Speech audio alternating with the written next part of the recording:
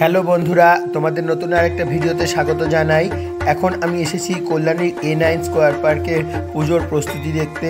এবছরে এনাদের থিম অক্ষরধাম মন্দির। চলো দেখতে থাকি।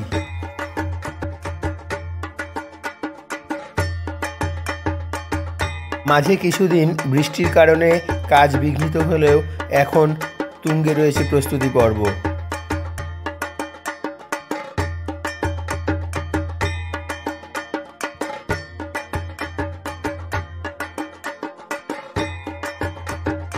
ভিতরের অংশের কারুকার্যও অনেকটা হয়ে গেছে।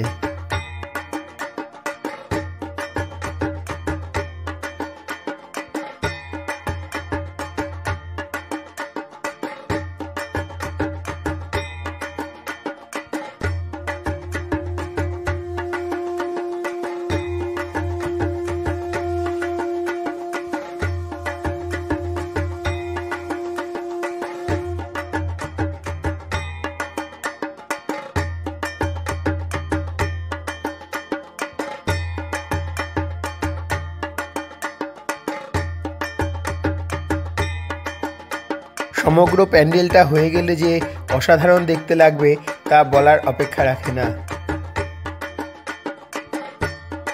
তোমাদের এই ভিডিও ভালো লাগলে লাইক, শেয়ার ও সাবস্ক্রাইব করে পাশে থেকো, উৎসাহ দিও। নতুন ভিডিও নিয়ে শীঘ্রই হাজির হব।